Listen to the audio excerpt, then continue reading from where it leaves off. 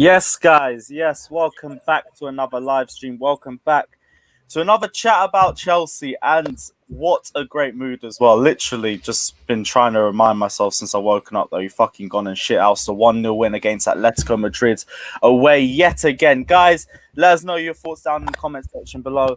Let us know any questions, let us know any queries you got as well. We're going to be here for an hour chatting all things about the Chelsea game and all the other different topics that have also been coming around through the last 24 hours as well. But before we delve into it, as usual, we got to introduce the panel as well. First off, Lawrence, mate, how's the last 24 hours been for you, my guy?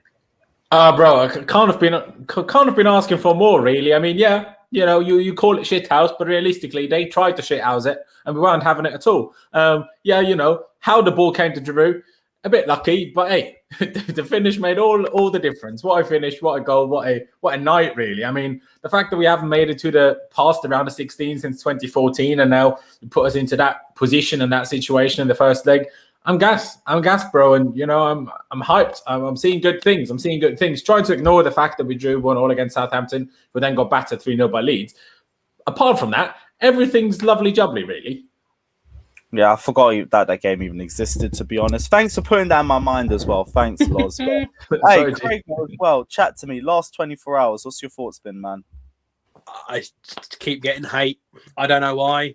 Nothing changes. Good result for Chelsea, but yeah, people still think I'm some sort of an idiot. I don't know why, but there we are. Nothing changes. You know, that's a jarring thing as well, because we were speaking about it on the phone in too. And yeah, you were reserved about your thoughts from the game, but you didn't really say anything wrong about it too. You said, don't get a bit too ahead of ourselves.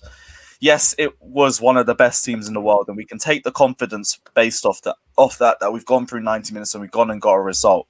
But same way, like, we also do need to look at it from the perspective that Atletico Madrid also weren't at their best. Granted, I don't care for the most part. I don't think anybody cares. Like, I think we can also accept that too. But we also want to see how the next few games come around. Like, we are deep into this awful run of form not run of form, awful run of fixtures right now. And we're still unbeaten. So we can definitely take that as a positive. But still look at the next few games. Like, Manchester United's coming up. Liverpool away, we can't underestimate them, regardless of how dead their form has been, because we know exactly who can come round the corner, and that's Charity FC as well. But Craigo, chat to me about your thoughts from the Atletico game and also your thoughts for the games in the future. I thought we did well. A lot of people seem to think that I don't think we played well. We definitely did play well. Still a few things I'd like to iron out. We still were wasteful. We still didn't create as many chances as we probably would have liked, or clear-cut chances. I think we had, correct me if I'm wrong, I think we had 11 or 12 shots, something like that, in the game, which is good. I think 8, somewhere around that line. I thought it was more than that. I thought we had 5 or 6 on target, which is good. I'm really happy. But I mean, the fact we only scored 1 is a bit annoying. Because the way that the game went, how many? 11 shots, 5 on target. Shots. We could have actually scored more. I mean, maybe that's being a little bit kind of greedy, I suppose, but it's not as if they weren't there. It wasn't as if it wasn't possible. Timo Werner had 2, to be fair, both that he kind of went for the near post. I can understand it. They're kind of 2 half chances, whatever. But if we could have got a second, we'd have been right in pole position. Now we're just in a good position, which is what I don't want to forget about the whole thing. It's good, of course, still. We played a lot better, but final ball still needs to be a hell of a lot better. And we can do all that. It was 80 metres, and in the last 20 we struggle, as Tuchel keeps saying. But I'm still going to go back to the same thing. As much as I love it, and it's a fantastic goal, they gave us the ball for Giroud to execute the overhead kick, not us. So still want to see us create a little bit more. That comes from a load of people. It's not one individual. There's many people. But it's good. It's good, but the job's not done. Yep, exactly that as well. I think we can all agree on that, just based off the fact that we know Atletico Madrid are going to come out and they're going to be at their best for the next game as well. Like, they're going to have Yannick Carrasco back. Kieran Trippier should be back. Should he? What? Is Trippier's ban done by then? Yeah, Trippier's ban. It was only for a few weeks. And I think that goes towards the second leg as well. So he should be back for the next game. I think it was the end of February. It was meant to be, which obviously is Sunday. So I think he's back. Yeah. Also, João Felix as well. He should be a little bit more up to full match sharpness. Like, yes, he was absolutely pocketed by the Danish Maldini, and we are going to run that prop absolutely shamelessly. But we'll also take it with a pinch of salt because I know that's not João Felix's final form. I know we're going to face a next beast in the second leg too, but I embrace the challenge. Let me just go through a few of the super chats quickly. Zion says, big up Lewis and the gang, much appreciated. Wayne also says, yes, guys, man of the match AC. Of course, team was excellent last night. We're coming back. Smash the like button and subscribe to Craigo, Lawrence, and Lewis's channels. Much appreciated, Wayne. And yes, guys, check out Craigo's channel. Check out Lawrence's channel. The links are in the title, so literally click the button. It'll send you straight there. Yes, it says Matisse is meant to be here too. Matisse is just eating. He's going to be with us very, very soon. He's just come off the stream. It is what it is. Trust me, I've been through like 4 or 5 streams in a row. You barely get any time to eat. So he'll be back and he'll be ready to chat. But let's talk about, first off, potential man of the matches. If anything, let's talk about amazing individual performances, because a lot of players who I initially looked at the lineup and I said, these players, they haven't really had a standout big match performance for us. And I want to see which one of these players could actually stand out and try and make a name for themselves on the big occasion. And Lawrence, I'm going to come to you first. Who do you think really impressed you in this game? Because it was frustrating for us for long periods, and we're not surprised. We wouldn't have been surprised we saw 0-0 in this game anyway. We're all calling it as a first goal win sort of match. So who stood out for you in this game? Well, it's a weird one because I thought in other games, I thought like Callum and Mason have certainly had standout performances. Maybe not quite on this level, like Champions League round of 16 against Atletico Madrid. But I thought both of those were good, particularly Mount. But like I said, both of them. And then the back three were just all very good. Particularly, obviously, Christensen, AC Hive, come on. Obviously, right. Welcome to the AC Penitentiary. We out here. Come on. Adding more names to it as well. You think I'm only just started? Come on. Love it. I mean, Aspi had 1 or 2 dodgy ones, especially with the Mendy howler in the first minute or whatever. And Rudiger and Alonso combined to let Suarez through for Atletico's biggest chance of the game. But other than that, them 3 were all massive. And, Christensen didn't put a foot wrong. And I fully agree with what Ian said. The fact, like in the final third, we still need to be doing better. I just think yesterday's game it's a difficult one to judge, really, because they are still one of, if not the best defensive team in the world. And I mean, because they're such a good team defensively, they got to Champions League finals. They're top of La Liga. Like, those are the reasons for it. So can we really expect that much more from us? I think had we been scoring loads of goals recently and then we didn't yesterday, I think we would have said, yeah, that's just Atletico being good. But because we've struggled to do much in the final third in pretty much every game we've played in the last few months, that's why we say, it's still an issue. It's a weird one because, yeah, we have had shots even on target. But realistically, you also have to say, like, Ian mentioned, one from Werner, that was such a tight angle. Oblak will never concede that in his life. The Alonso shot from outside the box, Oblak will never concede that in his life. So a lot of these shots on target, other than the goal, were kind of not particularly dangerous. I think the closest we got to scoring outside of the goal was probably when Werner didn't quite get enough on his touch on the cross and only got a toe on it and couldn't quite direct it on target. That was probably our biggest chance outside of the goal, where I'm like, if he gets a bit more on that, that's actually a goal. We definitely need to do a bit better there. And, Tuchel keeps talking about it and the lack of precision. And I hope it will come. I hope so. It was there, in autumn. Mind you, we were top goal scorers in the Premier League on December 5th. So it's certainly possible. We just need to get back to it. And, but at the end of the day, even though it wasn't a proper away game, it was officially an away game. We got an away goal. And as much as, Atletico Madrid might have a couple of people coming back, Simeone is still Simeone. And playing big teams, the man won't go for it. I still don't even see him going for it at the bridge. I just don't see it happening. They would be too scared that we hit them on the break and whatever else and that we ruin them like that. They couldn't even hold it out against Levante. Obviously, their form could improve drastically by then, and that could give it all a different vibe, right?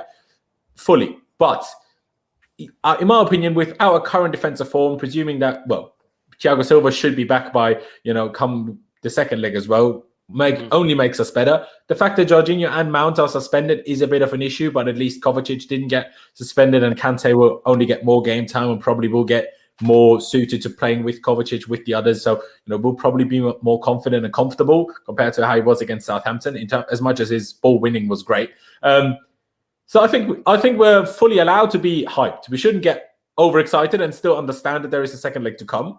But yesterday's performance was great. And sorry I've waffled around your question there, but yeah, standout performances. Christensen, Mount, I will pick out those two in specific, plus Giroud's goal. I thought, other than the goal, it was actually not very good. But hey, and I know some people will criticize it. Jorginho, in terms of controlling the play, his forward pass was dreadful. Like, he overhit every single forward pass he tried, other than 2 in a row in the second half. But the way he controlled the play, and him and Kovacic together, quite frankly, we stopped every counter-attack. When he had to, he took the yellow card because that was the one really dangerous counter-attack that they had. He took João Felix down when he had to. That shouldn't go underestimated either. As much as his forward passing was poor, there's more to football than forward passes. And the other part of the game has to be good as well, and it was.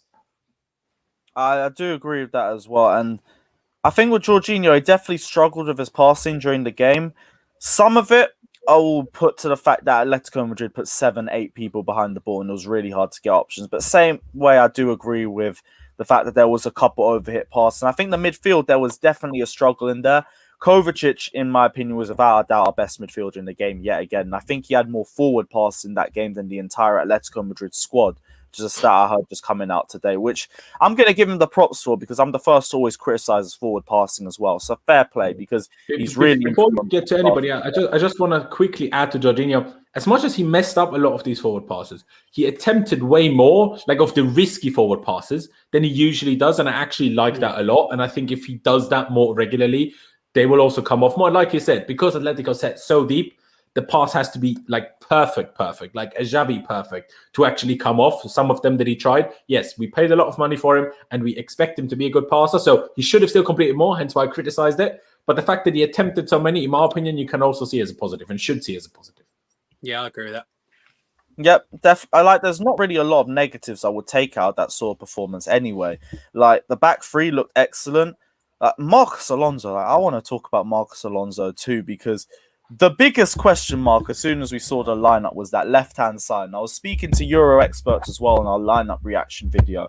And the first thing he was telling me is like, yeah, Alonso's going to have a rough night ahead of him, having to deal with Llorente and Correa. And didn't even see anything come off that side all game. I'll give Marcos Alonso his props, you know. Low-key, I did want him to start this game over the Southampton match. But since he started the Southampton match and stunk it out, I wanted Ben Chilwell to start. Fair fucking play to the guy. You know that. I'll give him the props where it's well deserved because right now we're talking about remontadas. There's a quiet one happening now for Alonso, and I don't want to speak too much on it because I still see his deficiencies as a player. I can't get past that. But I will sit here, I will respect and I'll give adulation to a player that's in good form right now because we don't do it enough, especially in the case of Alonso. Craigo, what's your thoughts? I thought Alonso was good. I thought the defensive unit was good. One person I want to kind of highlight, I don't know if he was man of the match, but someone that definitely deserves a very big shout out for me was Aspilicueta. He tried to play forward, didn't necessarily work out all the times, but again, trying to play forward, I can respect it. I thought leadership was great. We did look pretty defensively set. I don't really remember any incident of him putting a foot wrong last night, honestly. He has got his, his own problems. The pace isn't what it used to be and whatever. He's not exactly the tallest, but didn't let either of those two things really cause a problem for him last night. I thought he was superb. And I think that he started a lot of things. He started it, whether it be from the back, just calm it down, pop a pass into midfield or if it to Callum Hudson-Odoi, whoever. Kind of starts just little moments, which is what I want to see. But bearing in mind missing Thiago Silva, one of the best passers of the ball in terms of from a centre-back position, people had to step up. Christensen did, but also, not necessarily as much, but Dave did something that he's not necessarily used to doing and playing forward a hell of a lot more. When he played with Morata, it was the same goal all the time. Come forward from the right-hand side of the back three, whip balls in, going across the box. He got into those same positions and obviously you can't aim for anyone. Giroud wasn't being able to the same movement as Morata was, and of course it's about playing on the break and whatever. But he did try and play these different passes. I can really respect it because it was a tough task to break them down. And Aspilicueta, who's not always been the best player in the world in terms of the final pass and passing in general, he did do quite a good job to at least make the defense think about where he was, because there's so many times, Rudiger, to be fair to him, didn't do a whole lot wrong in terms of going defensively, but going forward, didn't really offer a lot. Not his job, of course. But still, at the same time, you look at Dave, he's going forward. Atletico Madrid are now thinking, oh, shit, we've got to deal with this guy as well. And it doesn't necessarily have to be world-class balls into the box and world-class through passes. But again, you give the opportunity to the defenders to think and make mistakes, then they could potentially do it. It was another problem to have to deal with. And I thought Asby did very well at that yesterday. Even if it wasn't perfect, it was very good. And of course, the leadership as well. Plus, we kept a clean sheet. I thought he was very good. I saw someone rated him man of the match, like an 8.1 out of 10 or something like that. I think he was quite that good, but he was still good. It was still good. Yeah, like the whole back three deserves props. Like we've given Christensen his props, we've given Azpilicueta, Rudiger as well. I do think there's a talk that we need to have with him as well. His composure, his playing out at the back, his positioning as well has been excellent the last few days. And between this, the Southampton game, and even his response to conceding the own goal against Sheffield United as well, I really think he's turned the corner in this back three formation too. Lawrence, what's your thoughts? For sure. Like I touched on earlier, him and Alonso had obviously that moment where they both went 2-on-1 on Suarez and he mugged them right off and they looked like silly mugs, really. But other than that, he didn't put a foot wrong. He didn't put a foot wrong. Like Ian said, obviously, Aspie is more involved in the build-up. But I think that's also the plan in terms of playing an actual right back at right centre back and having an actual centre back at left centre back. I think that is always the plan. Plus, Aspie, of course, has his favoured foot on the outside, helping the build-up rather than Rudiger, who's, of course, right-footed on the inside, right? So I think that's always the plan. Of course, we know that Rudiger can sometimes do it. One example is the early counter-attacking or lovely build-up that we had against Southampton, which ended in that Alonso volley that was created by lovely between-the-lines passes from Rudiger to Timo Werner. So he can certainly do it. But, hey, I can't really complain. Then he had that obviously going, face-to-face, head-to-head, whatever, with Suarez. I enjoyed that, not backing down. Of course, why should he? But still not backing down. Like I like seeing those kind of things. And hey, I still not 100% convinced I would want to see him in the back four next to Thiago, maybe, but without Thiago, maybe not. But in this position as a left centre back, he's certainly done well. And the same goes for Aspie. Ian rightly so, bigged him up. He's done extremely well. We always knew he's a very good right centre back, like Willian down Conte, and the pace isn't quite as important. Hence why he will be able to play that position very well for much longer than he will at right back, where we already see him struggling, especially when we play a very offensive right back. Where we are a more defensive team, we will probably be fine at right back as well. But because of the way we play, right back just ain't it for him anymore. But still a decent backup. And as a right centre back, he's world class, like absolutely world class. And people shouldn't underestimate that and undermine that at all. Yeah, with that in mind, though, because we speak with the entire back three, there's a question that needs to be asked. And who comes out when Thiago Silva comes back in? Because fact is, Thiago Silva is coming back in. And no one's going to dispute whether he's actually going to be warming the bench when he comes back or not. He's still one of the best centre-backs in the world right now. Who comes out, though? Because all three centre-backs are making good claims for themselves right now. And if anything, I'm low-key saying, if we could keep Thiago Silva until the Liverpool game, maybe bring him on the second half of the Manchester United game, get him a bit back into match sharpness, and then throw him into the Liverpool match, wouldn't necessarily be the worst of things we did. I'm confident in our back three now. They've also shown it against two big teams as well, that they can keep the composure and also rise to the big occasion as well. So who's to say they can't do it either? But the question has to come, who does come out and replace him? I think a lot of it will have to do with legs, like who's tired, and the fact that Aspie's the oldest. I could see Christensen pushing to right centre-back, like he's played against Barnsley and against Southampton. I know Southampton was left out, but against Barnsley, he played the right centre-back. Obviously, wasn't even that great, but still. Because Thiago Silva, like you said, he will come in. Do I trust any one of these at left centre-back as much as I do trust Rudiger? Probably not, because he's the most used to playing on the left, even though his strong foot is the right foot. Zuma is probably next closest because he has played left centre-back in the back four a lot. But Christensen has always played towards the right, so Christensen definitely won't be playing left centre back. It's almost Christensen is only capable of doing the right side, because Thiago Silva, we've seen him play on the left with Zuma on the right. We've seen him play on the right with Zuma on the left, and then when Christensen played with Thiago Silva always moved over to the left and Christensen on the right, and that was under Sarri as well. Christensen only ever played right centre back under Frank, under Sarri, and under Tuchel so far in the middle or the right of the three. So I think a lot like. Let's also just see this as a positive, right? As much as it's a question of what will happen, the fact that even if Thiago is tired because he's 36, even when he picks up an injury, which can happen at 36 after international breaks when he won't play the next game because of the travel from South America, like it was obviously when international breaks were happening this season. It's only a positive that we have Christensen coming in who we can trust and, you know, feel comfortable with, at least in this system currently. I do still think long-term, I'm not sure whether long-term means still this season, but I do still think long-term we will switch to a back four anyway, and then it's a whole new situation in terms of who plays best there, who will be next to Thiago Silva, because then Zuma has a proper case to be made for him. In the back three, from the get-go, I said it's not him, whether in the centre or on the sides, it's just not Zuma. But in the centre-back two, it's a different situation.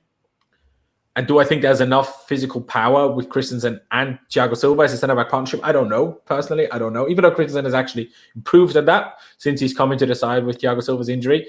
It's a tough one, but I think maybe Aspi will just come out in terms of resting legs every now and again. But I do still think it will probably more so just be Christensen being left out. As much as it's a bit harsh, it will be him that drops out for Thiago Silva, and the other two will stay the same.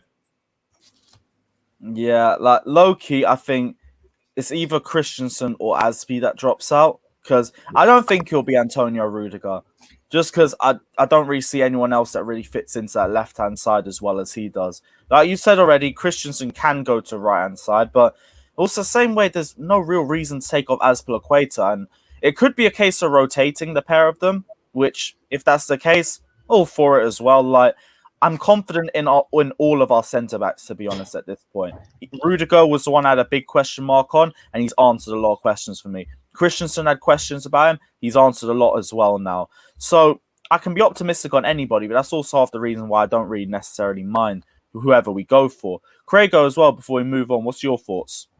I think it depends on how the game goes. That's the big thing, because I think if by some miracle, somehow, I don't know if it's possible, but somehow, if we manage to go 1-0 up, 2-0 up on aggregate, then I think we've just got to park the bus. Honestly, I do. Try and counter-attack and do what we can.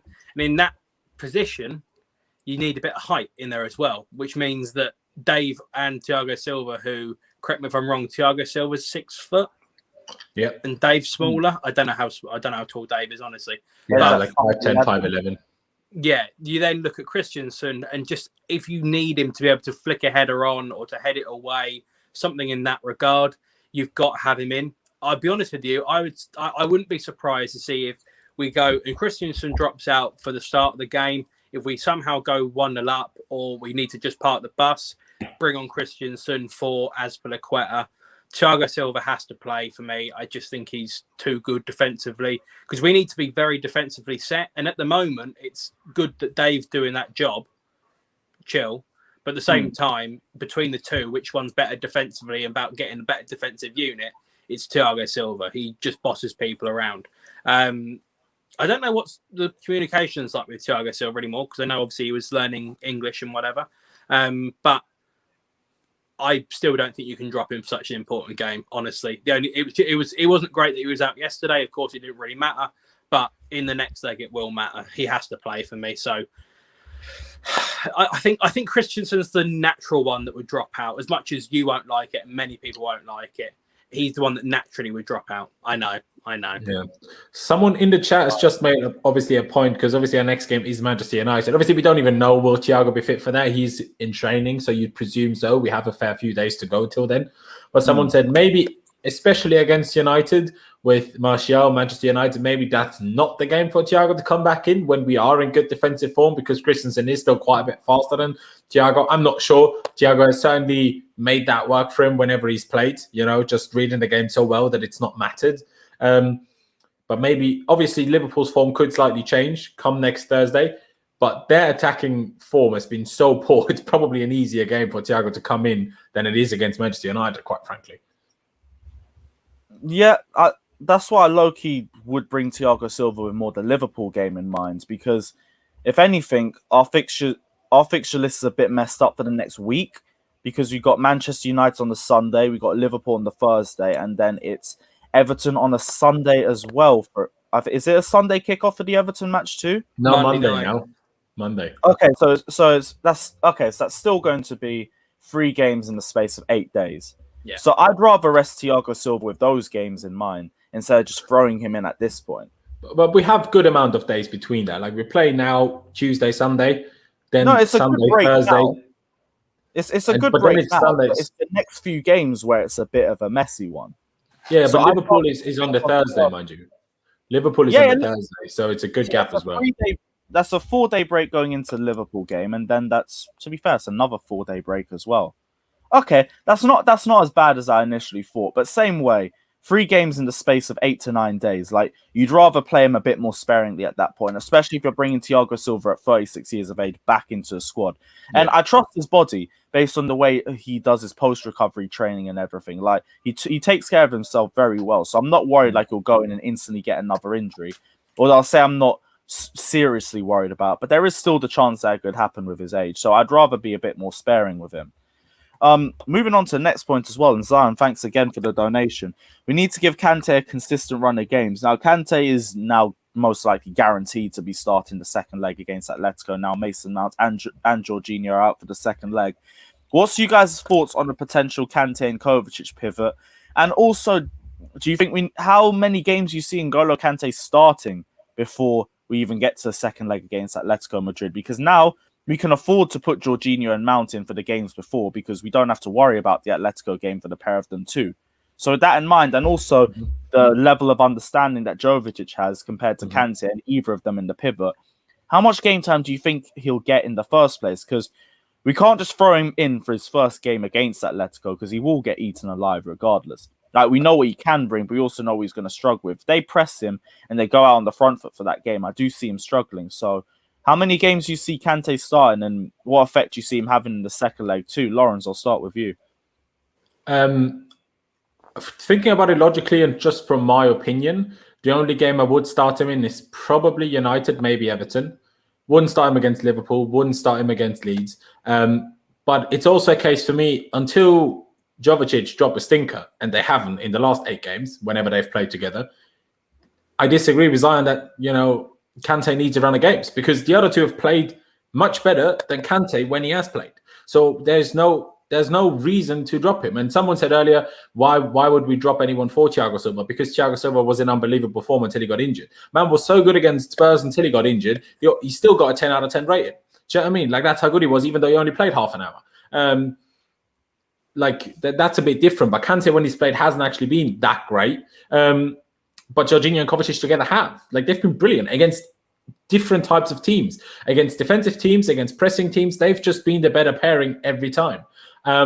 Against United, it's a shout where you can maybe, say that. Against Everton, probably makes the most sense, because that gives it 2 more games for the Jovic pairing, and then you rest one of them, probably then Kovacic. I'm still not a fan of Kovacic-Kante as a pairing, but against Atletico, I think we'll make it work. I'm not sure who we'll put in there to help them out, but I think we'll make it work for the one-off game. I think it's just, if on average, like on a consistent run of games, I don't see them working well together. But on a specific game, giving them the right instructions, both of them will listen for the off game, right? So I think it will be fine. I just don't want to see it as a continuous pairing. Yeah, same as well. Like, Jovic for me will start regardless, because we've already said the way that these guys understand each other's game and understand how to work together is just levels clear, and that's exactly what we've been struggling whenever we see Kante in the midfield. But I do also agree that Kante offers something that the others don't, which is just immediate breakup play. It's just the final pass afterwards where I do want to see that improve a bit more. I can give Mateo Kovacic that has improved a lot more in the last few games, so I can be more confident in what he can do with the ball after getting it into space. Kante, I'm not so sure. So that's where it's a bit of a question mark. What's your thoughts, Craigo? Got to play your best team. That's the bottom line. And currently at the moment, Jorginho and Kovacic is a better pairing than Kovacic and Kante, or even Jorginho and Kante. You have to play your best team. We said it weeks ago, like literally a few days ago. So many cup finals till now to the end of the season. Got to go and win these games. So I understand trying to bring Kante in and whatever. I get the point. But at the same time, you've got to play your best team at the moment. And very simply, I'm not a lover of it at the moment. I can't lie. I'm not a lover of Jorginho and Kovacic as a pairing, because I do think they can get done. But playing with the 3 at the back as well, it protects them a little bit more. So they have to play. I'm not Jorginho's biggest fan. I do think he lacks in certain areas, but he's getting a bit more protected. He's keeping the ball moving, so I can appreciate it. But there's no point of disrupting the flow just to get someone like Kante back in the team, because he has a use, clearly, and he's definitely going to be useful for the Atletico Madrid game. Probably see Kai Havertz probably playing instead of Mason Mount as the number 10, also a bit taller, so could hopefully break up some play in the air, potentially. I don't know. But I would not be surprised, genuinely, to see Chelsea change from a 3-4-3 or 1-2 or whatever into almost a 3-5-2 or a 3-6-1. I generally think we're going to park the bus in that game against Atletico, and I think that height is going to be a really big thing. So Kante is going to have to play, because obviously he's got his use in breaking up play and being a defensive-minded player. That's where he's best. But until then, we need to go and win these games. We have to go and win these games in between now and the next Atletico game. So we have to play our best team, and Kante's going to have to come in and do a job. Everyone went, oh, Kante was great against Southampton. He was good. And that was after him not playing for quite a while. I think the last game he played was Barnsley, which is... Yes, Barnsley. But yeah, it's missed fixtures other than that. So it shouldn't be too much of a difference. Bring him on off the bench and whatever, but go and kill these games off in this next run, in this next spell that we've got until Atletico.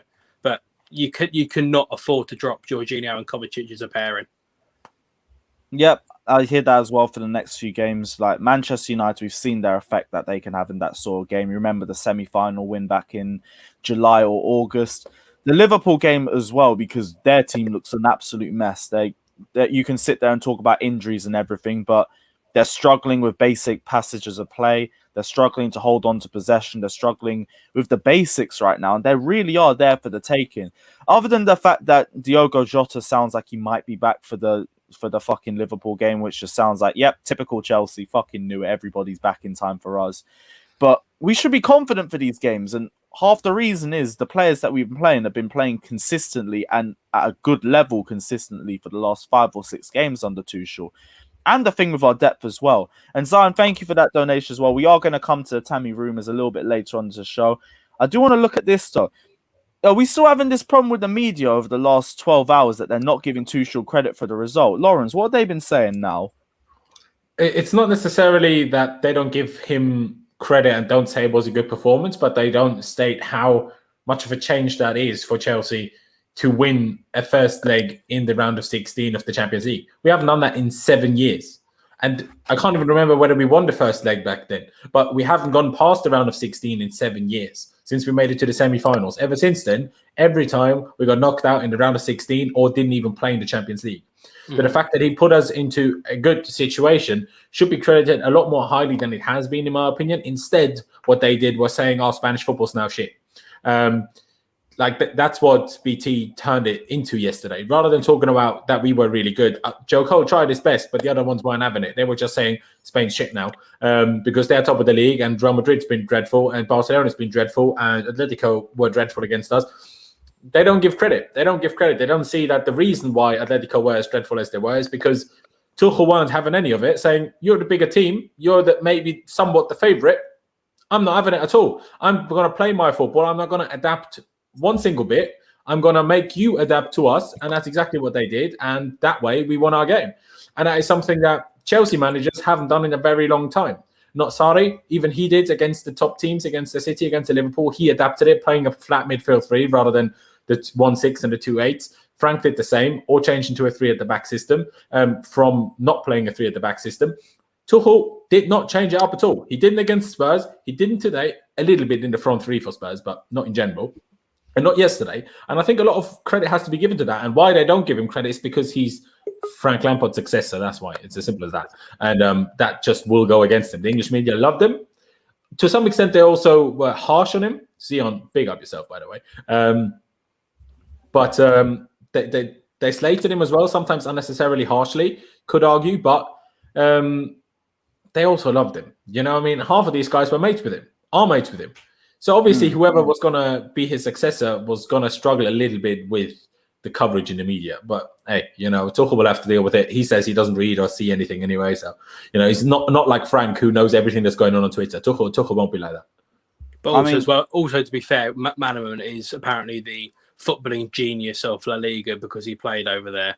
And that's why he just doesn't shut up about La Liga. So it does make a hell of a lot of sense that they would spin the narrative for make him be able to speak about it, which is just always McManaman, to be honest. I don't like him, but that's just fact.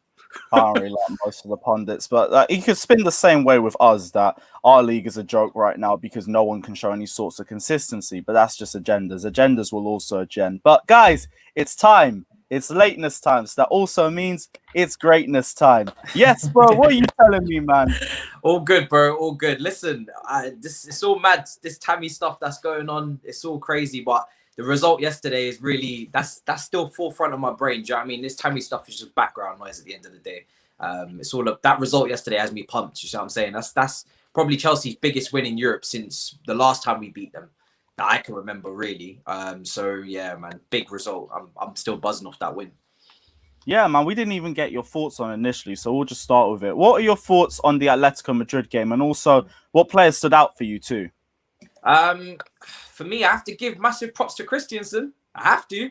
You know, the AC He's hype out that here, runs come on. What kind of photo is that from?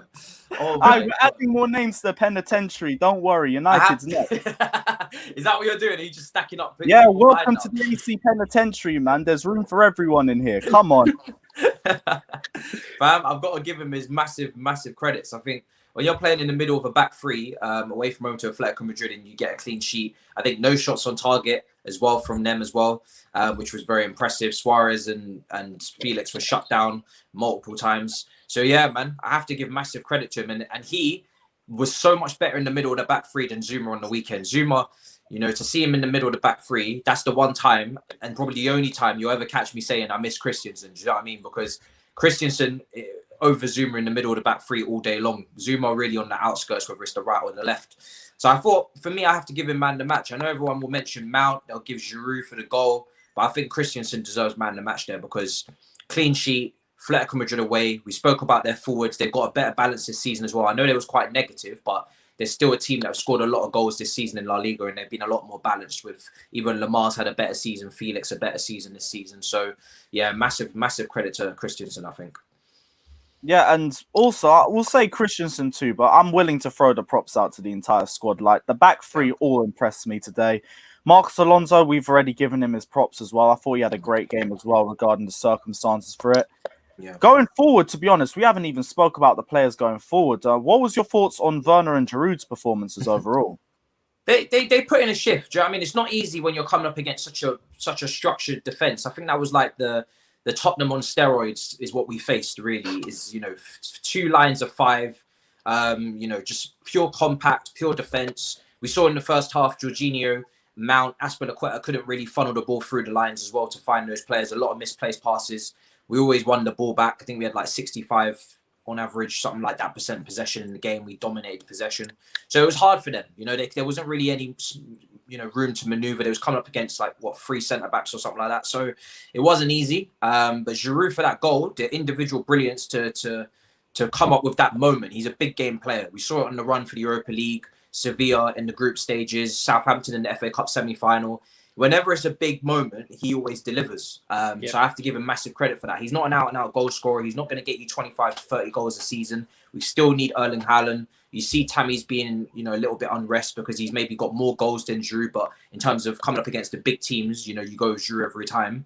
So we haven't got the perfect world-class lone centre forward. But Giroud, on big Champions League nights, big European nights, he steps up. No other striker in our team scoring that goal. No, not Werner, not Abraham, nobody. Like, he has got the best control of his body that I've seen. Like, he understands his body to a T. And that's not really the same for anyone else when it comes to being potent up there. Overhead kicks, you know, back heels for Arsenal in the air, everything. He's just, no matter how the situation arrives, he always manages to get his body in the right shape to get it on target. It was a great goal. And that's up against the best goalkeeper in the world as well. You know, that's a goalkeeper that you're not beating. You're not really beating him unless it's a situation like that. It's a freak of nature. So massive credit to him, really. Yeah, exactly that. And low-key, we're now hearing rumors that he might potentially extend his contract for another year. Like, I don't want to take things too far out of context right now, but I'm sure everyone's seen at least parts of the Athletic article by now. And it's saying that he's potentially looking at signing for another year. He's not necessarily against the idea of it, like he's warming up to it a little bit more. That's why it's still very early days so far. But what are your thoughts? I'll send this to the entire panel as well. What's you guys' thoughts on Olivier Giroud potentially staying for another year? Because I think regardless of whatever the wages are for him, and to be honest, the wages aren't too much for him at this point now. Is it still around the 100k mark, or is it even lower than that? Probably 100k or something like that, yeah. Yeah, something along the lines of that. But if we were to get him to extend for another year specifically, he offers another asset to the squad that I don't think we would get with anybody else right now, especially for a player of his quality that would be willing to sit on the bench. And I feel at Giroud's age now, he would be wanting to go to another club for maybe just that final run of games. But I also feel like he understands now at this point, he's 34 years old. He can't play every single game in, game out. He can't play 90 minutes continuously. So I feel like with Chelsea, as long as we can guarantee him some sort of game time, there's not necessarily any reason that he has to leave, because we all know his style of play doesn't get old with age. He's not going to suffer with the fact that he's going to lose his legs or he's going to be a bit slower. He can still offer a lot more to the game and offer a lot more to the players around him if you can play to his strengths. So with that in mind, Olivier Giroud to stay potentially. Lawrence, I'm going to start with you. What's your thoughts? It's an interesting one, really, especially after the Tammy news that came out. I will say I fully agree with Matisse in terms of turning up on a big occasion and getting you that goal. And I do think that was Tuchel's thinking yesterday as well. I think he knew that he wasn't the best player to actually suit playing against Atletico Madrid, but neither of the other ones are in great form. So you might as well play Giroud, who might get you that one goal somehow.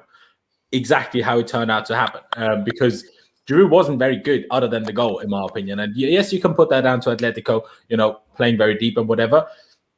It was also a case that he isn't that quick to get away from them in quickly enough to receive the ball with less pressure on him.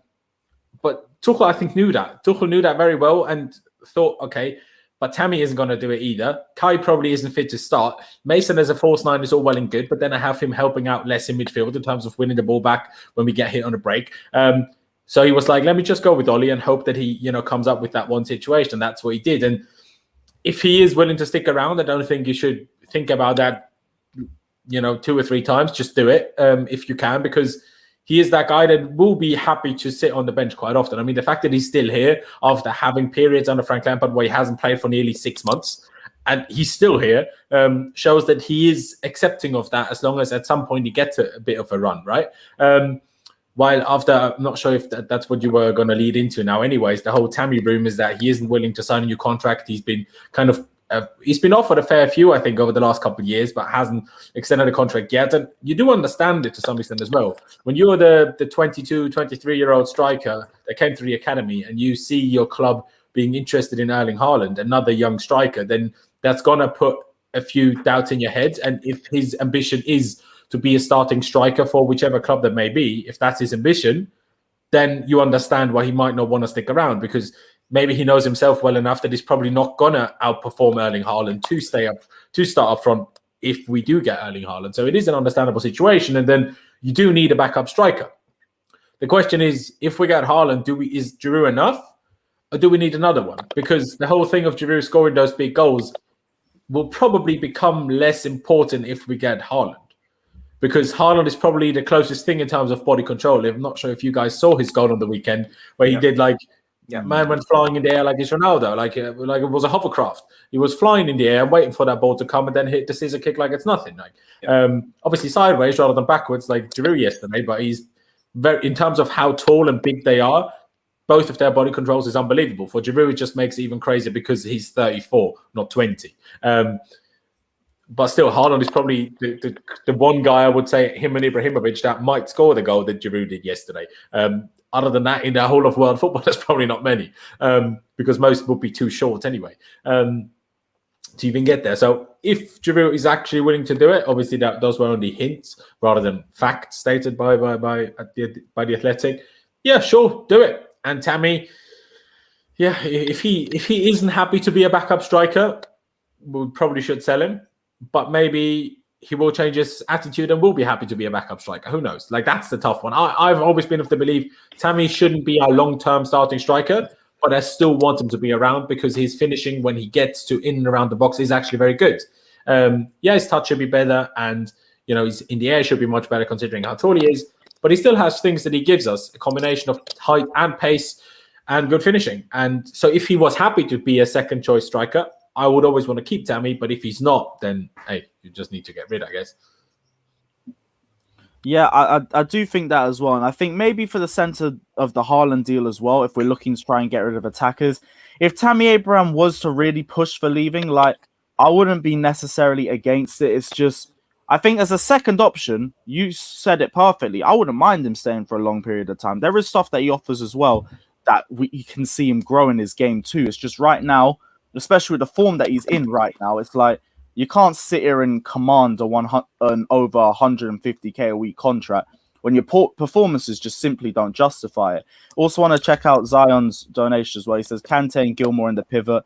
If we ain't gonna play Kante in games, then sell, because there's no point of keeping him at the club. Same with Gilmore, sell him or loan him. Before we go back into Tammy, I just want to drop into this as well. What are your thoughts on N'Golo Kante, Matisse? And he's definitely going to be playing in the second leg as a result of it. So what's your thoughts of incorporating him into the lineup before those games? And how confident are you for him in the second leg as well? We've got, obviously, Man United upcoming, Liverpool upcoming. I'm not sure who's after that. Everton. So very difficult games for me. He should be able to get into one of those games minimum, because just purely out of rotation to juggle the fixtures. They're all going to be very draining, high energy games where we're going to need to battle. And really, Kante, in terms of the big games, you'd expect him to be, to deliver in the big games. If you put him in the right system and you don't, isolate him and you don't ask him to do things that he's not, it's not his strength to do. So, we all remember that Liverpool performance, I think, in the Super Cup last year. He has the quality to perform in the big games if you don't, drain him and rinse him out and sponge him out. So 3 big games upcoming before a massive game, you'd think he'd definitely get into one of those teams. I don't expect Jorginho and Kova to play every single one of those games. I don't think the gap in quality is big enough between any of the 3. Kante is the best individual, but I've always said the chemistry lies with Jorginho and Kovacic. So, but they're all fundamentally, they're not perfect. They've got, issues with all 3 of them in terms of depending on where you play them. So none of the gap in class is not big enough since Kante's a little decline for anyone not to get any game time there. So I expect him to play. So yeah, I wouldn't be really worried about Kante's second leg. It really just depends on how we approach it, more so than Kante. Kante, I have confidence that he can step into that tie. He's played big games before. He's won World Cup. He's won Premier League titles. He's not going to be phased. Who we partner him with is another question. I don't know if that's going to be Kovacic or Gilmore. Every time I see Kovacic and Kante together, I feel like there's gaps in between the lines. I feel like both of them are attracted to the ball. That's not what I want against João Felix in the second leg, when he's probably going to be a little bit closer and further away from the COVID situation that he just faced. So I don't really want to see him in the pockets with the likes of Kante and Kovacic, leaving gaps in between the lines. And then Gilmore is very young. Do you throw Gilmore in the Champions League tie against Atletico Madrid when you're only 1-0 up on aggregate? Probably not. So is he going to get the game time needed to ease himself into that game? Probably not. So it's we may have to change formation, but we need to make sure our approach, for me, the approach is more important than the individuals. If we go into that game thinking we need to defend this lead, we're screwed. We need to go into that game trying to get the goal, really just pretend it's 0-0 and go again, because we dominated that game yesterday. If we can go in with the same mentality, then we'll be fine, I think. It's also, you have to mention the fact that Billy and Kante played together against Barnsley, and they were absolutely dreadful. And yeah, you can talk about the pitch all you want, but they were both shocking in that game. Yes, Kante was a bit better in the second half when we switched formation and he played as a lone 6. That was better. But as a combination, as a double pivot, they were dreadful together. So quite frankly, Zion, as much as not even my channel, but I still appreciate all the donations. I don't see the Billy Kante one over. Like, I know Kovacic and Kante doesn't work. You don't, I have my hesitations just as much as Matisse. But I think for one-off game, it's fine. Just give them instructions that one of them has to sit and we'll be okay. And not both roam like crazy and leave those gaps that Matisse touched on. But throwing Billy in there, that's just a madness, in my opinion. Yeah, throwing Billy Gilmore, the only reason I'd slightly say I can back it because he's shown in the big occasion that he can do it. But same way, it's like, if it happened, I'll invest in it, but I'm not going to call for it to happen either, because I do think you're throwing him heavy into the deep end and it's a very big sink or swim situation. At the very least, I'll give Gilmore that I do think he can swim in that sort of scenario, but I also just wouldn't risk it. So I would just leave it there. Moving back into the Tammy news. So if it's the case that Tammy Abraham is potentially going to leave if we pursue another striker that could potentially be going for the starter spot, what would you think the process is to do with Tammy Abraham? Because Loki, I still think he can grow and become a much better striker than he is right now. It's just he's going to take a lot longer time than I think Chelsea have in general, which is why I haven't necessarily minded him being a second or a third option, because it puts less of the pressure on him and it allows him to grow at a slower rate with a lot less eyes on him, which to be honest, I don't care too much about. That works fine. What's the potential of loaning him though? Like, I think if we want to loan him, the first thing you'd have to do is still sign that contract extension, even if it was the case of a 1-year extension, like we did with Michy Batshuayi before he went on loan to Crystal Palace this season. If we can give him a 1-year extension, then I'd be more for loaning him to a Premier League club, because then you can get to see what he does for a Premier League side throughout the case of an entire season, just like you saw him do with us too. But right now, I think he's also frustrated because he's in a place where it's a bit of a dead end right now. It's only a little bit, because we're always going to be chopping and changing. We're always going to be looking for better options. And if we see better options there, we're always going to be pursuing it, which is why we can push through with the academy prospects all that we want. But we're also going to be looking for them to perform at their peak and also compete with the best that we give to them. Like, I'll use Drogba for an example. Drogba was our main striker for years, but he was never shooed in to start. Like, he'd always have competition from other players as well, be it Nicolas Anelka, be it Fernando Torres and Andrei Shevchenko, Hernan Crespo, Good Johnson, you name it. He had competition and he fought them off. The thing I'm seeing with Tammy Abraham is that he's not looking like he's up for the fight. Like, Erling Haaland is a generational talent. Fine, I get it. And I'm asking a lot for you to try and compete with Erling Haaland for a starting spot. But same way, if you're good enough, play like you're good enough and we will give you the opportunity as well. So Loki, I'd want to put him on loan for the next season if we got Erling Haaland in. But the same way, I'm just not really happy with the mentality of this. If Haaland comes in, he wants to leave as a result of that. It don't rub me the right way. Matisse, what were you going to say? I'm not... There's two different paths for Tammy. There's two different ways you can go. Like you said, there is the Drogba route, which is stay, earn your stripes, continue to battle throughout your career against some of the best forwards in the world. Well, before they came to us and half of them screwed up. But hey, they were the best forwards in the world when we signed them in terms of Shevchenko and Torres and etc. And continue to fight throughout your whole Chelsea career, which is what you have to expect if you're going to play for this club. And I'm sure he does expect that. He's been here through the youth days. He's seen the competition we've had up front. He shouldn't be expecting anything less. Or you can go down the Patrick Bamford and Lukaku route, which is you drop down to whatever level you have to drop down to. Now, I was having an argument with Lee on this and Toby on this on my stream, is what level does he drop down to? I think he personally can drop down to a mid-table to Europa League challenging team and still start. Of course, most of those teams in the Premier League already have their out-and-out striker, whether it's a Calvert-Lewin, whether it's an Antonio at West Ham, that he's probably not going to be able to dislodge immediately because they've already got their man. But make no mistake, this is still an English striker, so that comes with the value. This is still a player that's top scorer 2 years running for the club. This is still a player that in his age group, outside of Mbappe and Haaland and Sancho and all these freaks of nature, he's actually very good for his age group. So he should still be able to go to a very solid team, in my opinion. Obviously, they need a striker, otherwise they wouldn't go for him. But any team in Europe that is floating around that 10th to 5th, 6th position, I'm sure will say to themselves, listen, this is a player that we can develop, we can see the potential in, and he's someone that can improve. Everyone's talking about his level right now and the things that he lacks 100%, but he has potential, at his age.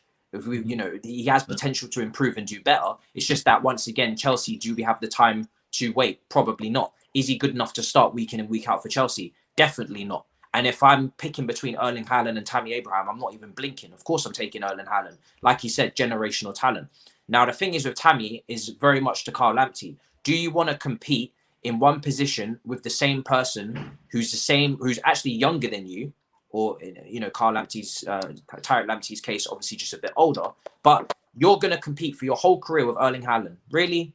Logically, I can understand if he leaves because it doesn't really make sense for him, a player that needs minutes to develop as well. It doesn't really make sense for him to compete with Erling Haaland for his whole career when really, if I'm being honest, he's never going to reach Erling Haaland's level. I think Erling Haaland's just a freak. I think he's just gonna be one of those players that you can't really surpass. You can't really you can't really go ahead of. But in saying that as well, you look at Tottenham, you look at Arsenal, would they take Tammy Abraham as their second choice striker? Of course they would. But it's the age problem. If Erling Haaland was 30 and he came in, if he was Diego Costa's age when he came in, then I think Tammy wouldn't have as much of a problem. But because he's 19, 20, you're asking him to fight against one of the club's biggest investments in any. But this is probably the club's biggest, this is probably the club's biggest investment in terms of a player since I don't know when.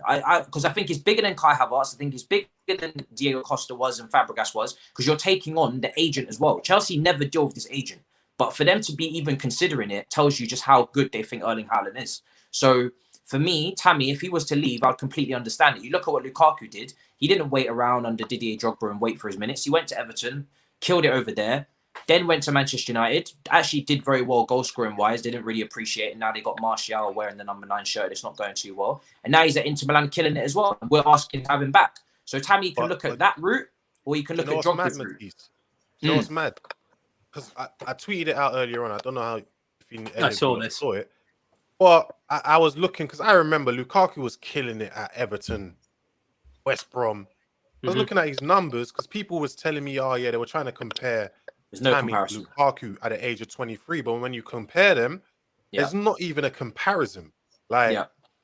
Lukaku, Tammy at Swansea. Remember, this is not. People keep saying give Tammy time, blah blah, which he does need time as well. But this is not his first stint in the Premier League.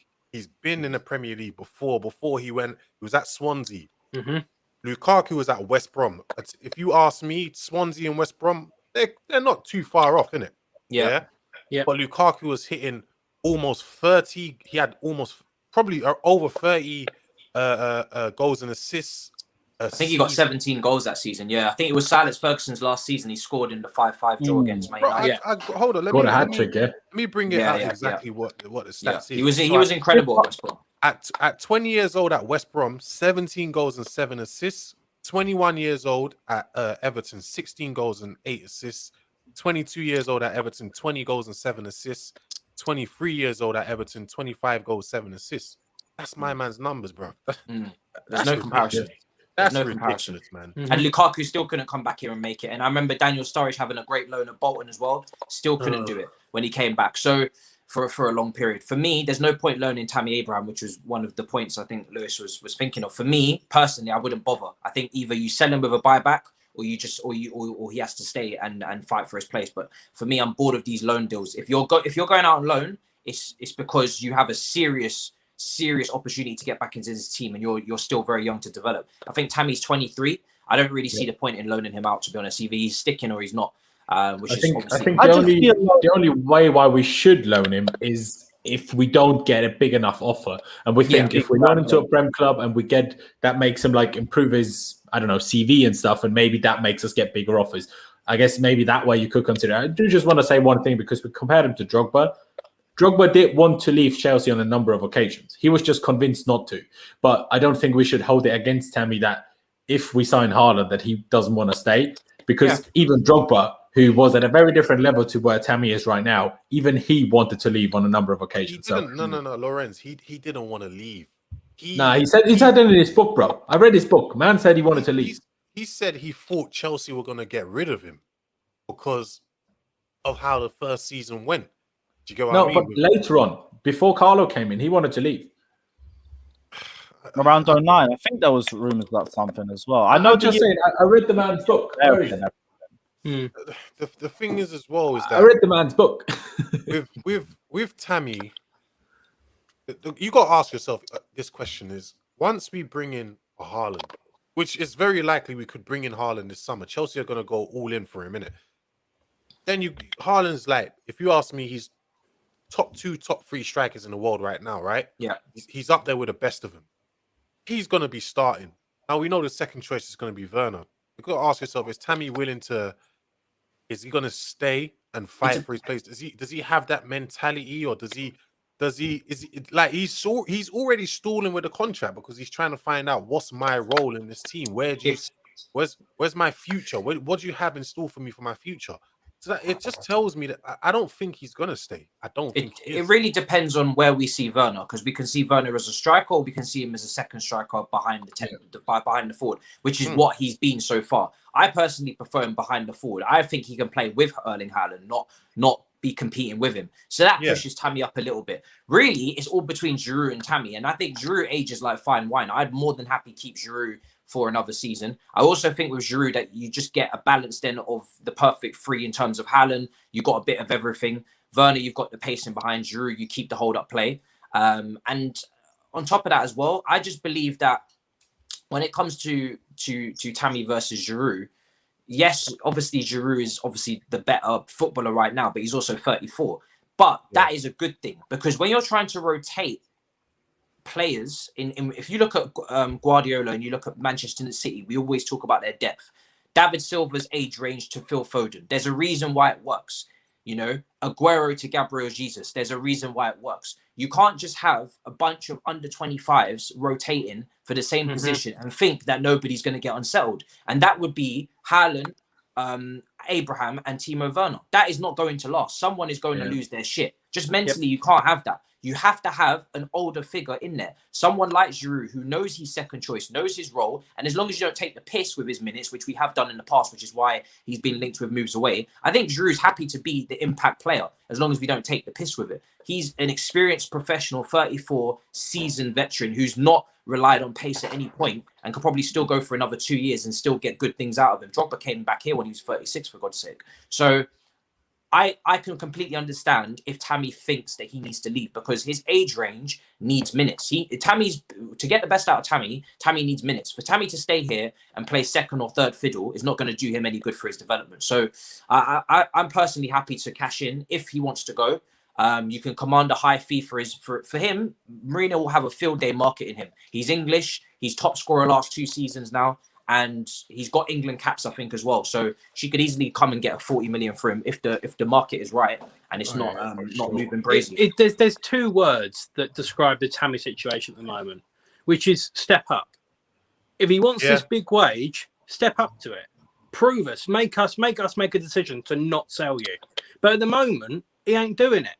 It's not one of these ones that, we have to keep Tammy because he is playing so well and he's doing so much for us.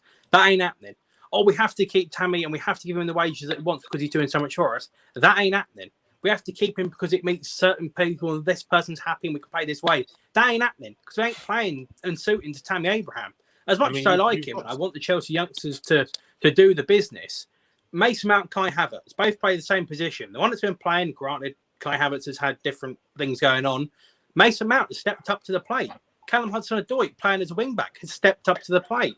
Reece James has multiple occasions has stepped up to the plate, still stepping up, but he's not the one that's demanding 180 grand a week. That's the bottom line. That is the bottom line. And Tammy is not doing enough at the moment. I think we do. I do just want to say the one thing in terms of if we get Haaland and have Giroud as the only out and out backup striker.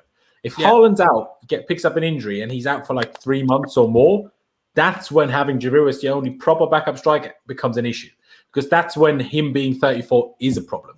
As much as he's not slowing down, that's where it becomes a problem. And the fact that Tuchel said Werner as a 9 is only a last resort option, makes me not be 100% convinced by that. Let me just say, but this is where we have to have depth, and the depth has to be players that can play in multiple positions. And for me, we can't. Tammy's not going to be able to be convinced to stay if this player gets injured for 3 months and then you have the opportunity to get on the bench, for sure, opportunity to start.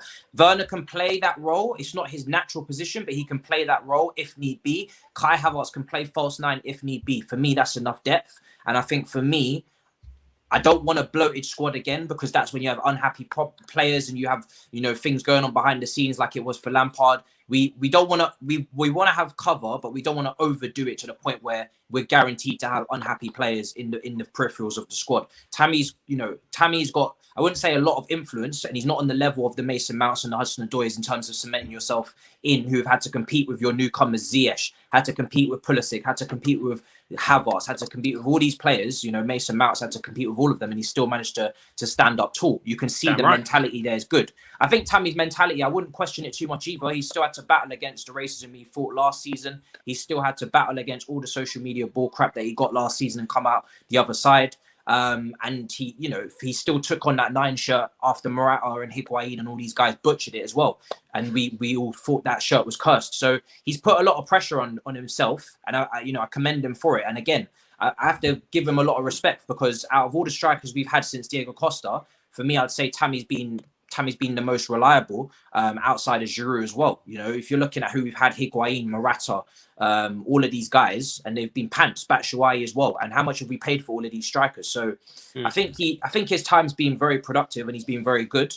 But again, like we're saying, if we're trying to kick on to the next level next season to win the Premier League and go further in the Champions League, then his position is up for grabs as it has to be. Let me just say, the thing is, and we have to be really, really honest with ourselves, innit? And we talk about the academy and these young players. I think we've been in a honeymoon period under Frank Lampard when Lampard took over and we went on a transfer ban, innit? Yeah. But now we're coming up to the point where Abramovich wants the real Chelsea, the winning Chelsea, the team that he expects to win trophies. Mm-hmm. As we move on to back into this period, a lot of these academy graduates, you're not going to see them anymore. I'm being totally honest with you. I've said this before, Tammy will probably be the first one out. Now, what Chelsea? Well, okay, fair enough. Tomori's gone out on loan. But yeah, Tammy, of the ones we've got now, Tammy will probably be the first. And the way Chelsea are looking at it, as they're probably going to be looking at these players like, listen, we want to go for the title now. It's time to push for the title. Are these guys good enough to win the title? If they feel they're not, they're gone. Either they're going to be sold or they're going to join the loan army, innit? And this applies to every one of these academy graduates. What people don't realize is, I know you said, Matisse, we should be bringing these academy players in, but Chelsea never looked at their academy as talented as it is. They've never looked at it as a team, as an academy to feed the first team. They've always looked at it as a business model, innit? Yep. We go out and I think that's changed. I think that's changed now. I don't think it has. I think it has personally. The reason why I say it has is because look at the money that has been wasted on dead wood in this team that is still keeping this team back. 40 million on Bakayoko when you had Loftus-Cheek and Chalobah in the team. You spent 32 million on Batshuayi. You spent, who else have we got? We've got Zappa Costa. You've got Baba Rahman. You've got Marcus Alonso. Drinkwater. All of these players that Chelsea have bought because they're chasing the title. 100%. If you're going to bring in world-class, top-of-the-table type players like Erling Haaland, go after your Jadon Sancho's, cool. I've got absolutely no problem. But if you're going to fill out the team with dead ballers, then there's no point. And I think a lot of this season we've seen the academy graduates have actually been carrying this team for a lot of the season. The likes of Mason Mount, the likes of Hudson-Odoi, Reece James, the key money, the big money signings that we all, talked up and propaganda for, the likes of Hakim Ziyech. I know he's had his issues with injuries, but it's been the academy products that have been doing a lot of the bits for this team this season, and the same last season as well. So I think there's a lot of quality in there. But if that's the case, Chelsea are not looking to spend another 200 to 300 million this summer.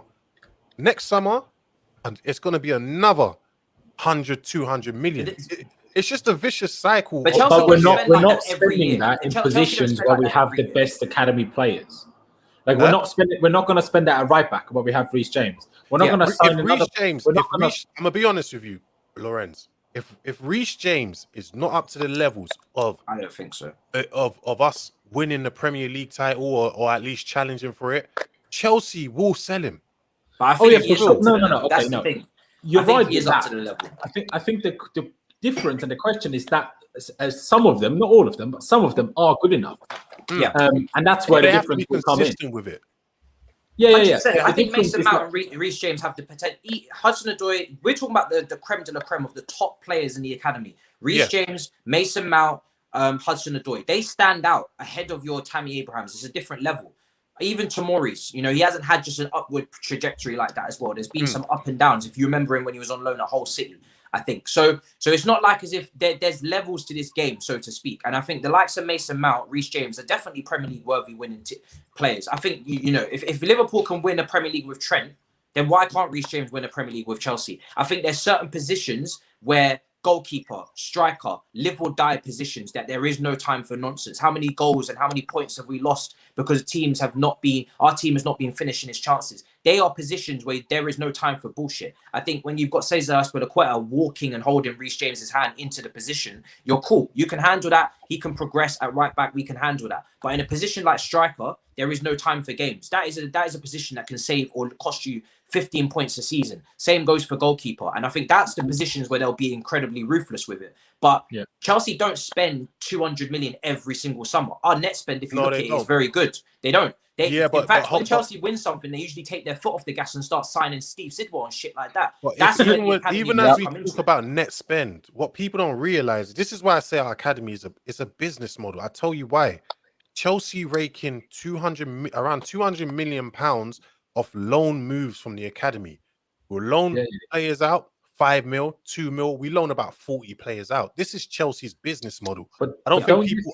Yeah, but it's not all players from Cobham. Some of those players are signed when they're very young for that purpose. But there's a good number of them from Cobham as well.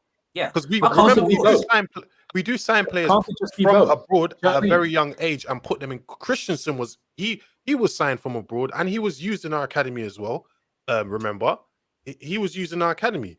I think De Bruyne was De Bruyne using. I might be wrong about De Bruyne, but it was a few players that De Bruyne was signed from Genk, wasn't he? 2011. Yeah, from Genk. De Bruyne was signed from Genk. Yeah, but there's players that we've bought from abroad. We've put them in our academy, and then we've loaned them out afterwards, innit? So this is how Chelsea rake in their money. It's a business model. Do you know how Can't it just be a business model for the lower Exactly, but can't it just be a business model for the slightly lower levels, and then you still get maybe 1 or 2 or 3 every couple of years that you actually push through to the first team, and whether they then end up being the starters or whether they then end up being the backups, it's fine. It's also like if Mason Mount doesn't end up, if Kai Havertz probably breaks through like we hope he will, then it depends on the system whether you can fit Kai and Mount in the same team. As much as I think Mount has more than all the capabilities to be a regular starter for us for a decade, it depends on the system if you can fit both of them in. But would you mind having Mason Mount as a backup there? Because that's what wins you titles, not just having a great first 11, but having a great squad. And that's there's 2 factors, how many of these players are willing to be backups? You have to ask yourself that. None of them are willing to be backups. That's where the mental comes into it. Will Mason Mount ever allow himself to be backup? From what I know, from what I've seen on the pitch and what I've heard behind the scenes, absolutely not. He will never allow himself to get into a position where he is accepting a backup role similar to how Ross Barkley was. He doesn't have the mentality for it. He was dropped against Wolves unfairly. The whole team was picked unfair, as Tuchel said, because he only had 24 hours to pick it. You think Mason Mount wasn't banging on the door thinking, yo, get me back into this team? Do you know what I'm saying? I've been here, get me back. Bro, he's not going to stand for it. You look at the prime Chelsea team that Roman put together, it had a core of, you know, your Terrys, your Lampards and whatnot in that team. I still feel like the little 10 or 5% that come from Cobham that are stars, they can still make it here. And then 100%, you use your loan army for all of the talents that are good, but are just not good enough, either from a playing standpoint, ability-wise, or from a mental standpoint. Most of those guys coming out of Cobham won't be good enough. When people are talking about Conor Gallagher in this team, but then they also want Ruben Loftus-Cheek in this team, and they also want Billy Gilmore in this team, and they also want Ethan Ampadu in this team. That's 4 players. Are you having a laugh? You must be smoking crack if you think that's going to happen. That's where let me give you an agree. Matisse, let me give you an example. This is going to sound harsh, but I'm not. Trust me, I'm not trying to sound a bit harsh. Or I'm just trying to be a bit like just tell people, let people understand how Chelsea are. Like Chelsea are a very ruthless team, innit? I don't think people understand. I think in a way we've been blinded somewhat by the transfer ban and a lot of our young players coming through and things like that. You see Mason Mount, as we're looking at him, he's been our second best player of the season behind Thiago Silva. I think Thiago Silva has been our best player of the season, isn't it? But you see where Tuchel's playing him, he's been playing him as like a 10, right? So say say you see recently, obviously, Mason Mount gets in, yeah, and he's in front of the defensive line, but he can't really play that through ball. And it's not just Mason Mount, it's the same thing with Kovacic as well, and a lot of our midfielders, isn't it? If Kai Havertz was to start firing again, and he starts to replicate the form he was replicating last season, and those through balls, he can thread them through. I can really see Mason Mount being dropped to the bench from that point on. But again, where else? Improve. Huh? He's a player that can improve as well. This is the thing. He can improve as well. I'm just being a bit hypothetical, innit? But Monster, but by that logic, you will never have a deep enough squad to challenge for titles for years. And that's what Man City have. That's why they've been so good for years. That's what we had when we were winning consecutive titles. We had, and none of these want to be backups, but that's where good rotation comes into it. You're not 100% a backup. You play every third game. You play the cup games. You play some Champions League games. Injuries come into it, especially in those positions. And that's where it comes in. Let's not ignore the fact that FIFA have changed the loan rules, that we won't be able to have as many loanees anymore very, very soon. So if the club don't see the academy as potentially producing first-team players, then we might as well, shut the academy down, because we won't be able to generate enough revenue from loans anymore. And without the loans, we don't make as much revenue from sales. So if they don't at least want to try to put them in the first team, then there's no point. On top of that, Tuchel is a manager that plays young players and that rotates his team as well heavily, and also plays different systems. So what Mason Mount or certain players don't look good in right now, potentially if you don't like them in this formation, Tuchel will give you a new formation in maybe 3 or 4 weeks time. Once, I feel like very similar to, Sarri was 10 times more stubborn, but with these managers, I feel like when this team masters this formation, then he'll throw in another one.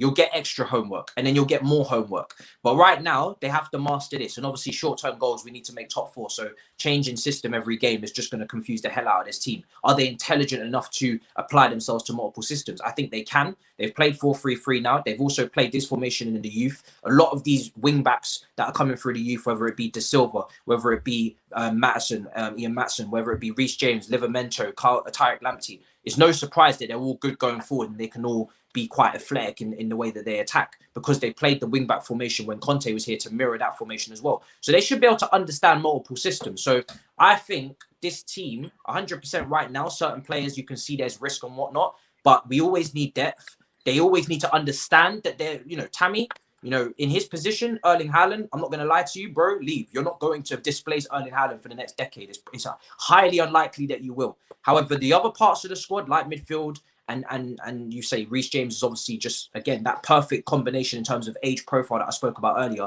Azpilicueta is on his way out. Reece James is on his way in. It's perfect. Tariq Lamptey, it wasn't so perfect for him. You need depth. You need rotation. And these guys have come up through the ranks, through Cobham, for years on years, decade. They should know that's how it rolls. Lampard had Ballack, Essien, Makelele, Mikel all to deal with at one time. Drogba, we've gone through the strikers. They should know how it runs. This is Chelsea. Yeah, they should know how it runs. It does. Listen, it does worry me. I mean, I started to see it with Lampard when, at the end of his tenure, he started to shy away from the youth because he knew he had to win now, and that kind of, it's just what happens at the top level. Do you get what I mean?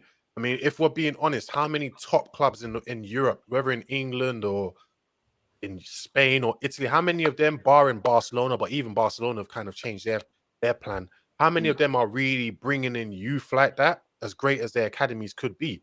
It's just how it is at the top of the game. Genuinely, I was literally just reading the chat here, and I've seen 3 names pop up a lot.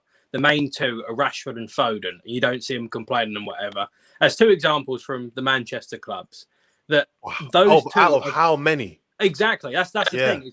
I never hear Man United fans screaming, this person has to play and that person has to play. Greenwood's the other one's been mentioned, and to be fair enough, he's doing bits. But we can't cater for all these guys. As much as we'd love to have a homegrown team of every single man, the likelihood is that it's very unlikely. And Frank, to be fair to him, did a very good job of bringing them all in, but it doesn't mean they're going to stay in. He did a decent job of finding out what we've got. Now we know. As much as I like Tammy, I hope he does well. I hope he scores loads of goals for Chelsea in the future. The fact of the matter is, I remember a few years back watching a JD interview with him, and they said, "What's your goal for football in general?" And he said he wants to win a Ballon d'Or. Do you see him winning the Ballon d'Or? No. Who said But you that? gotta say it, innit? You gotta say it. You gotta dream. You gotta dream big. Of course, you can dream big, but back it up. Back it up. And there's been nothing. I mean, we've seen him now at Chelsea for almost 2 seasons, and there's nothing that we've seen that even looks at us and think that's remotely close to winning the Ballon d'Or. It's not as if he's improved. It's not as if he's got a hell of a lot better. You need to see these performances and these big statements and these big reputations. They've got to back it up as well. And they've given him time. I can't lie. They've given him game time. If we're being honest, Tammy has had game time. Everyone mentions to me that Tammy is our highest goal scorer, but then when you look at it, Tammy's played more minutes than. All right, take Werner. Okay, cool. Werner, to me, he's just been playing woefully. I can't even give him. There's no excuses for Werner. But over Giroud, he's played way more minutes than Giroud has, and he's got like. Tammy has a higher conversion rate this season than Giroud, though. Does he? Yeah, he does. Yeah, they're close. Tammy has 23 and Giroud has 22, but still better. But he's got one more. He's got like what? One and more. Erling Haaland's conversion rate is 50%. So that's what Roman Abramovich is thinking. And I think in the Premier League, by the way, 13%. In the Premier League, he's got one more goal than Olivier Giroud. I think with way more minutes. It's like one more goal in it, if I'm not wrong. I think. Do you know what? The conflict comes where we say, like, I've got patience for Tammy because I know he's still young in his age group for strikers. And I know strikers usually will fill out and be at their best when they're 28, 29, 30. But then I also understand that this is Chelsea Football Club. He's not good enough to start consecutive games right now. And we need to aim to win trophies. Because to be honest, I'm not trying to lie to you. I don't like when I'm looking back at, Chelsea, I'm not going to think to myself, oh, well, at least we gave Tammy lots of time. Yeah, we sacrificed winning the Champions League and the Premier League because we didn't go for the world's best, but at least we gave him time. I don't give a shit, bro. I want to win trophies. Do you know what I'm saying? That is what it always comes back to. And these players, Mason Mount has developed far more than maybe Tammy has. You know what I'm saying? And a lot quicker, at a quicker rate. These players have to develop at the speed of Chelsea's dreams and ambitions. Yeah. That goes from a manager standpoint, player standpoint. You have to progress as quickly as we are trying to win shit. We are not waiting for you. Do I need to let people know the strikers Drogba had to compete with? Like, do I need to keep reminding people, bruv? Like, the list is endless. Drogba was there doing what he was doing, 2-time Golden Boot winner and everything. Chelsea was still buying strikers. They didn't give a damn because at the top of the level, when you look at Real Madrid, they had Ronaldo. They still bought Gareth Bale. They had Higuain, someone who came through their ranks. They still bought Benzema. They still, do you know what I mean? This is at the top of the level. No one cares about who's there. There's no sentiment in this team. It's about winning, and football is ruthless. There's no sentiment here, bro. Football is ruthless. It's up to you to say, nah, fuck it. You can bring in who you want, but I'm going to show I deserve to be in this team. It's as simple as that. And this is what separates the Real Madrids, the Chelseas from the Arsenals. If you want to take your time, and get as much time as you want, you go to a team like Arsenal and then you continue. It either works out for you or it doesn't work out. How much faith has Arsenal put into the peripherals and the depths of their squad? How long has Hector Bellerin been there? How long has Xhaka been there? How long has Holden been there? All of these players that, they've got maybe a bit of potential. We're going to give them a bit of time. Then you keep free falling. Now you can't make Champions Leagues consecutively, which, by the way, Chelsea have not been consecutively qualifying for Champions League. We've been in, we've been out. I'm not trying to see any more decline than that. I see Arsenal drop out of it. Now they're in the Europa League, 1-1 with Benfica. They don't even know if they're getting through to the quarterfinals of the Europa League. I'm not trying to hear that shit. 16. Fam, we're not running. We're not doing that shit around here. We're not doing that shit around here. Do you know what I mean? Not around here, we're not. The standards will not drop off. And that is why the minimum expectation was to make top 4. And that's why this club never allowed themselves to fall anywhere below that. And no matter what sentiment gets in the way. People always talk about sentiment and, I want to see this at Chelsea because I've got an affiliate and a connection with the Cobham guys, or I've got an affiliate and a connection with this manager. Cool. But as long as they're up to the levels that Chelsea is trying to aspire to, we're not getting dragged down into no Arsenal, Tottenham pit, fighting around for these dead positions in dead competitions, talking to teams in Moldova and Kazakhstan. It's not going to run. Not going to run. And Roman's already seen Chelsea decline a little bit already in the last couple of years because we're not in the semi-finals of Champions League. We're not competing for titles. He's not going to let it go any longer.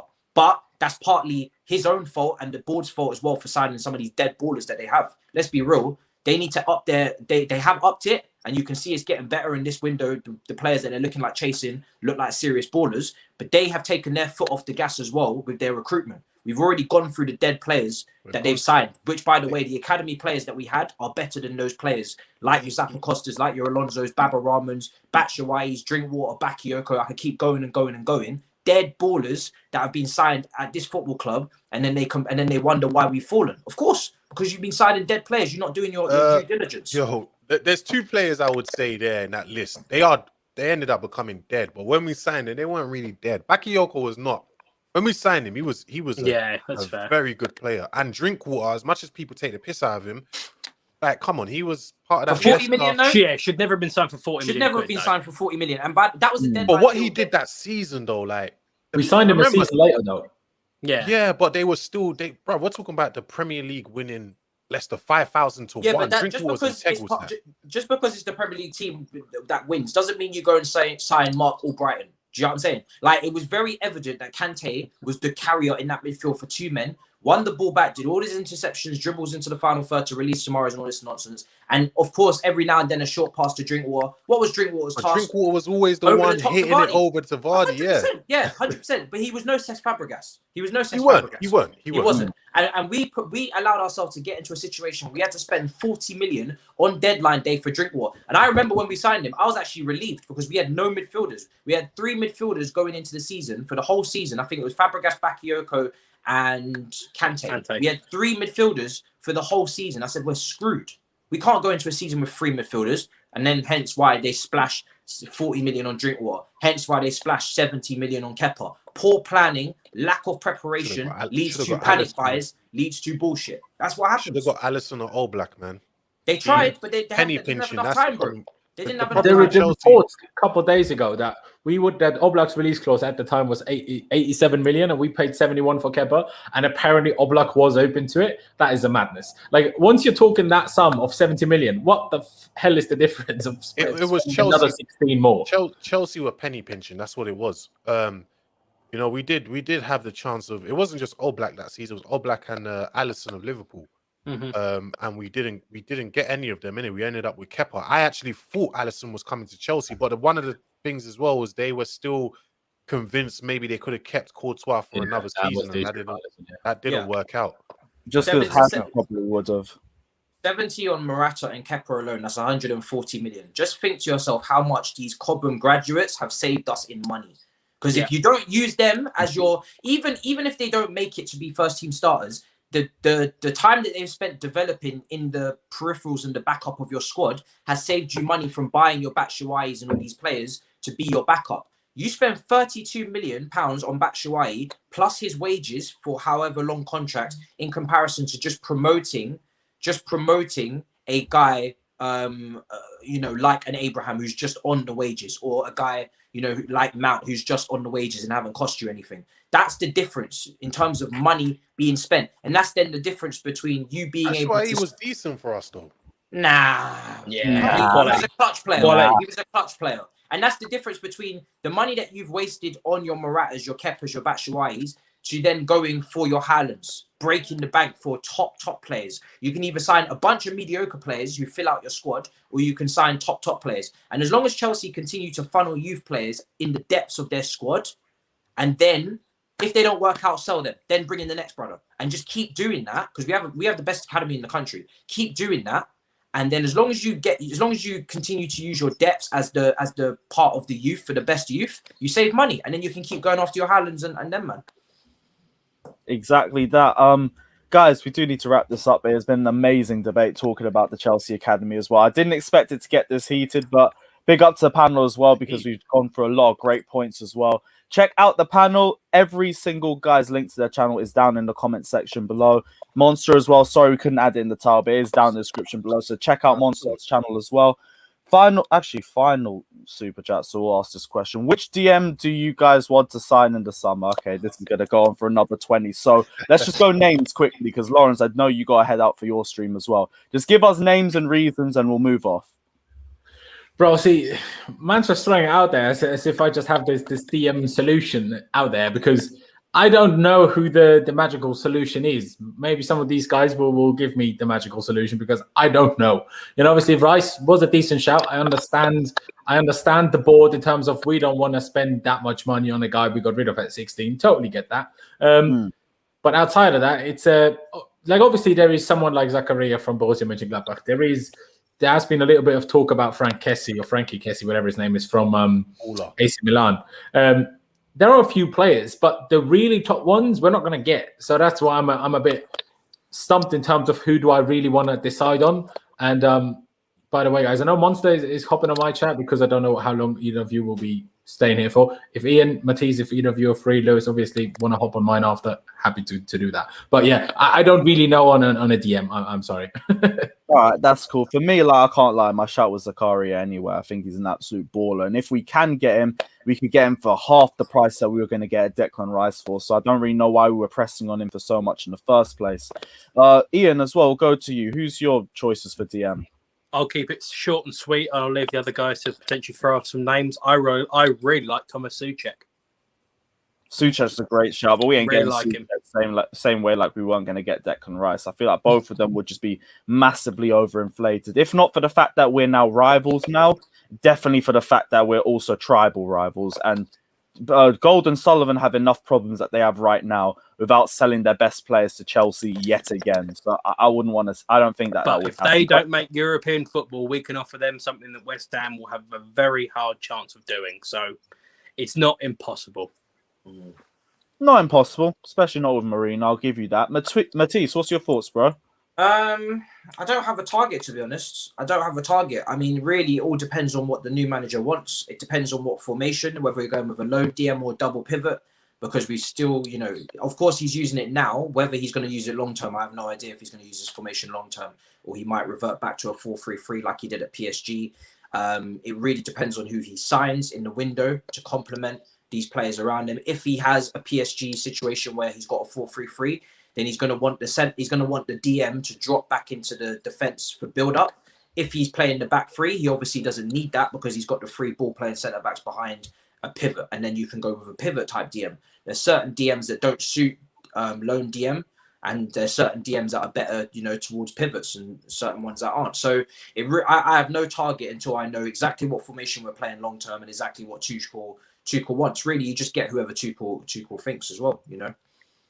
All right, cool. And Monster, we'll go to you for the final thoughts. What's your thoughts, bro? You see, with me, I'm a bit confused on what type of player we should buy in it. And like Matisse said, it depends on the system. If we're continuing with Kante, then you've got to get a deep line playmaker. Yeah. And to me, the player that fits that profile from the Premier League will be Calvin Phillips. Yes. If we're going for a DM like a defensive midfielder, then you've got Zakaria, you've got Sumare, you've got what's this guy's name? Kamara. There's quite a few names out there in it, you know what I mean? But it just depends on the profile of player in it and what Tuchel's trying to implement in it. Yeah. That's all it depends on. Yep.